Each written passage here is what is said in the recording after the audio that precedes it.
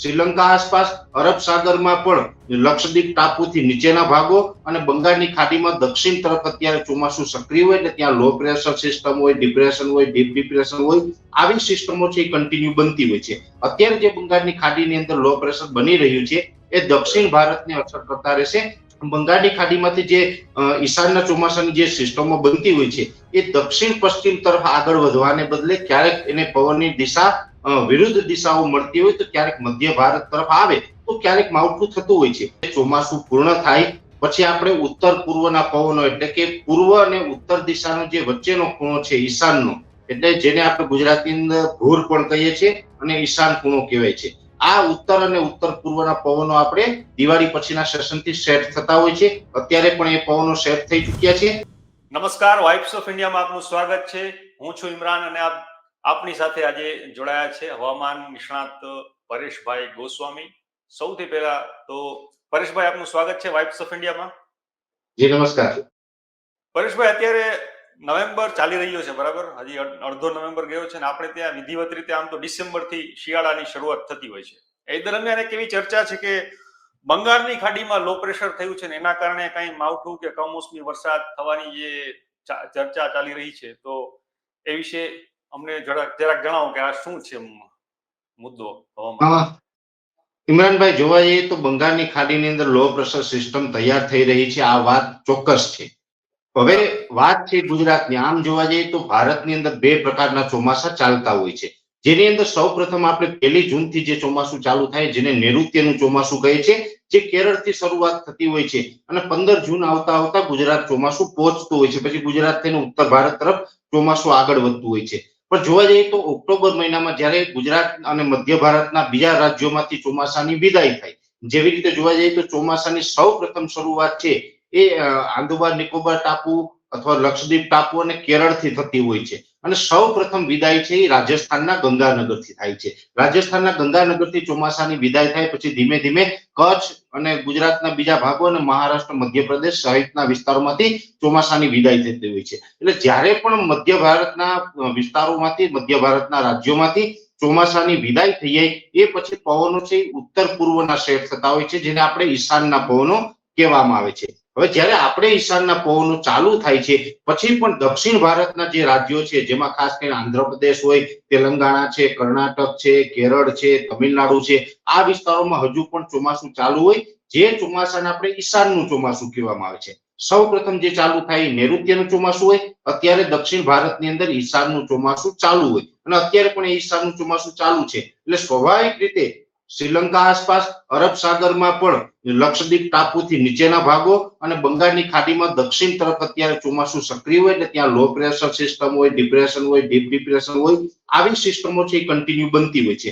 અત્યારે જે બંગાળની ખાડીની અંદર લો પ્રેશર બની રહ્યું છે એ દક્ષિણ ભારતને અસર કરતા રહેશે, જેની ગુજરાતમાં કોઈ માવઠાના રૂપમાં અથવા તો વાવાઝોડાના રૂપમાં કે વરસાદના રૂપમાં કોઈ અસર થાય તેવી હાલ શક્યતાઓ નથી. હા, એક વાત ચોક્કસ છે કે ઇમરાનભાઈ, ઘણી વખત એવું બનતું હોય છે કે જે બંગાળની ખાડીમાંથી જે ઈશાનના ચોમાસાની જે સિસ્ટમો બનતી હોય છે એ દક્ષિણ પશ્ચિમ તરફ આગળ વધવાને બદલે ક્યારેક એને પવનની દિશા વિરુદ્ધ દિશાઓ મળતી હોય તો ક્યારેક મધ્ય ભારત તરફ આવે તો ક્યારેક માવઠું થતું હોય છે. પણ અત્યારે જે સિસ્ટમ છે આ સિસ્ટમ ગુજરાત તરફ આવે અને ગુજરાતમાં માવઠું થાય તેવી શક્યતાઓ અમે માની રહ્યા નથી. એ જે બંગાળની ખાડીની અંદર લો પ્રેશર બની રહ્યું છે તે દક્ષિણ ભારતના વિસ્તારોની અંદર વરસાદના રૂપમાં અસર કરીને ત્યાં ઈશાનનું ચોમાસું ચાલુ છે. એટલે ત્યાં હજુ પણ આ જે લો પ્રેશર છે એ તો બનશે, આના પછી પણ બીજા અનેક લો પ્રેશરો બનશે, દક્ષિણ ભારતની અંદર વરસાદ થશે, પણ ગુજરાતને આ વરસાદથી કોઈ ખતરો હાલ પૂરતો અમે જોઈ રહ્યા નથી.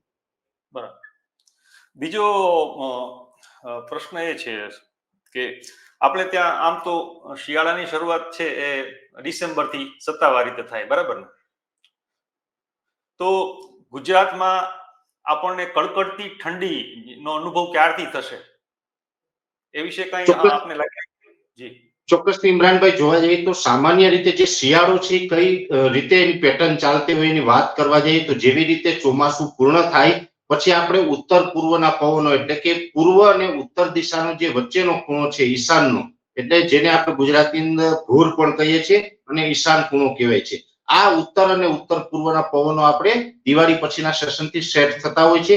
અત્યારે પણ એ પવનો સેટ થઈ ચૂક્યા છે અને જે પશ્ચિમ તરફથી જે પશ્ચિમી વિક્ષોભ આવે છે જેને આપણે વેસ્ટર્ન ડિસ્ટર્બન્સ કહીએ છીએ, જેને શોર્ટ ફોર્મ તરીકે WD નો ઉલ્લેખ અમે કરતા હોય છે, એ WD છે એ ઉત્તર ભારત ઉપરથી પસાર થાય એટલે ઉત્તર ભારતના મોટા ભાગના વિસ્તારો છે પહાડી પ્રદેશો છે, જેની અંદર જમ્મુ કાશ્મીર હોય, લેહ, લદ્દાખ, હિમાચલ પ્રદેશ છે, ઉત્તરાખંડ છે, અરુણાચલ પ્રદેશ છે વગેરે, એ તમામ વિસ્તારો ઉપરથી જે WD પસાર થાય અને એ WD ને કારણે ત્યાં બરફ વરસાદ થતી હોય. સામાન્ય રીતે જોવા જઈએ તો જે મેદાની ભાગો છે, જેની અંદર જે પહાડી પ્રદેશથી આગળ આપણે યુપી હોય, પંજાબ હોય, બિહારના ભાગો છે કે દિલ્હી તરફના ભાગો છે, જેને આપણે મેદાની વિસ્તારો કહીએ છીએ, એ વિસ્તારો ઉપરથી WD પસાર થાય તો ત્યાં વરસાદના રૂપમાં અસર થતી હોય છે. પણ પહાડો ઉપરથી પસાર થાય એટલે ત્યાં બરફ વરસાદ થતી હોય છે. એ બરફ વરસાદ ત્યાં ઉત્તર ભારતના પહાડી પ્રદેશો ઉપર થાય અને આપણે ઉત્તરના પવનો હોય એટલે બરફના પવનો આપણા તરફ આવે એટલે આપણું વાતાવરણ ઠંડુ થતું હોય છે.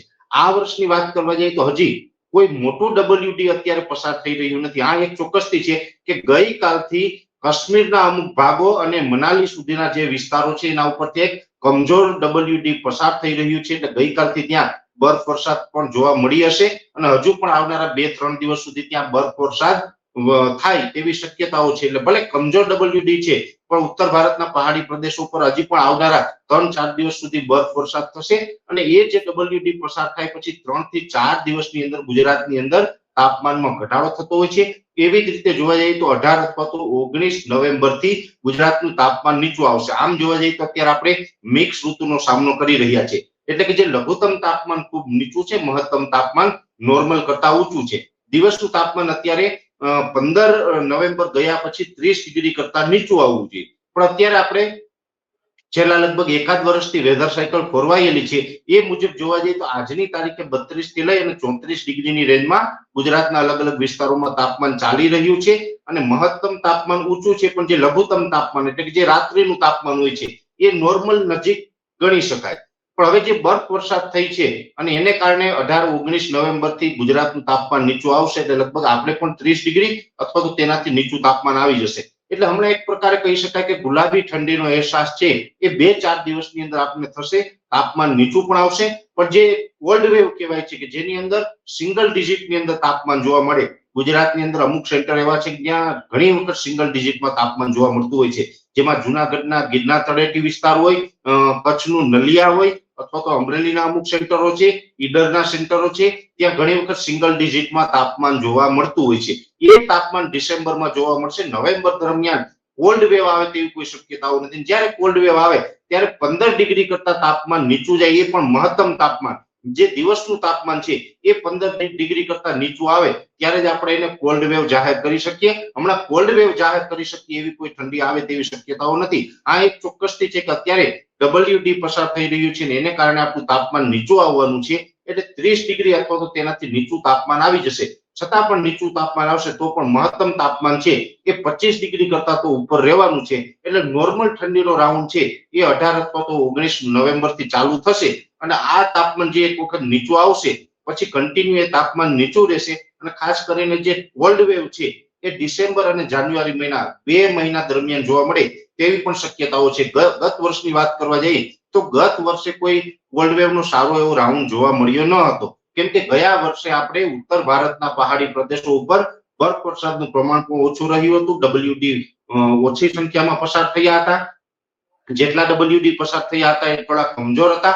આ વર્ષે જે વેધર સાયકલ જે રીતે અત્યારે ચાલી રહી છે એ મુજબ જોવા જઈએ તો ડિસેમ્બર અને જાન્યુઆરીમાં ભારે માત્રામાં ઉત્તર ભારતના પહાડી પ્રદેશો ઉપર બરફ વરસાદ થાય તેવી શક્યતાઓ છે અને જેને કારણે ગુજરાતમાં પણ શિયાળો એકંદરે સારો રહેશે. એટલે અત્યારે આપણે 18-19 તારીખથી ધીમે ધીમે શિયાળાની શરૂઆત ચોક્કસથી થઈ જશે ઇમરાનભાઈ, પણ ડિસેમ્બર અને જાન્યુઆરીમાં કોલ્ડ વેવના રાઉન્ડ જોવા મળે એવી શક્યતાઓ અત્યારે આપણે માનીને ચાલવાનું છે.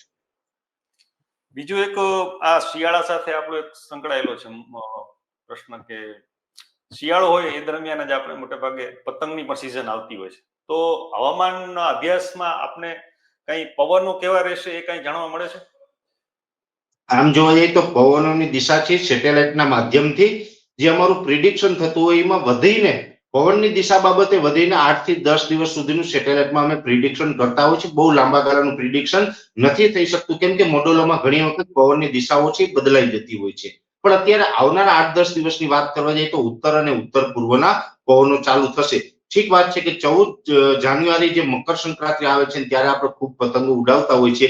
14 જાન્યુઆરી આસપાસ તો કેવું હવામાન રહેશે એ લગભગ 5 જાન્યુઆરી આસપાસથી આપણે જાહેર કરી શકીએ. અત્યારથી આપણે એટલું અગાઉ સેટેલાઇટના માધ્યમથી જે ટેકનોલોજી આપણે જે વાપરીએ છીએ ટેકનોલોજીમાં એ વ્યવસ્થા નથી કે 14 જાન્યુઆરી આસપાસનું અત્યારથી પવનનું આપણે ડાયરેક્શન આપી શકીએ. પણ ચોક્કસથી અત્યારે નજીકના સમયની વાત છે તો નજીકના સમયમાં ઉત્તર અને ઉત્તર પૂર્વના પવનો ચાલુ રહેવાના છે અને આ પવનો છે દર વર્ષે 15 નવેમ્બર પછી જોવા મળતા હોય છે અને એ જ મુજબના રાબેતા મુજબના પવનો આપણે જોવા મળશે. એકંદરે કહી શકાય કે ઘણા સમયથી આપણી વેધર સાયકલ ખોરવાયેલી હતી. આ વખતે 2024ના ચોમાસા દરમિયાન પણ આપણે અનરેગ્યુલર જે આપણે વેધર જોયું છે, ઘણી જગ્યાએ વરસાદ નથી પડ્યો ત્યાં નથી પડ્યો, જ્યાં પડ્યો છે ત્યાં અતિવૃષ્ટિના માહોલો પણ આપણે જોયા છે અને અતિવૃષ્ટિના માહોલો છે એ પણ ગયા વર્ષે જે અલ્નીનોનો પ્રભાવ હતો એની પણ અસર હતી અને એક પ્રકારે વેધર સાયકલ આપણી અનરેગ્યુલર છે અને એક પ્રકારે ગ્લોબલ વોર્મિંગની અસર છે.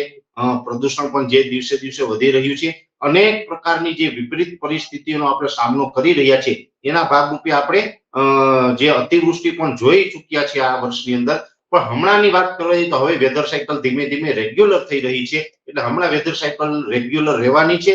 ઉત્તર પૂર્વના પવનો જોવા મળશે અને ધીમે ધીમે શિયાળાની શરૂઆત થઈ જશે એવું ચોક્કસથી માની શકાય. ઇમરાનભાઈ, તો પરેશભાઈ, તમે હવામાન વિશે જે માહિતી આપી એના માટે ખૂબ ખૂબ આભાર આપનો.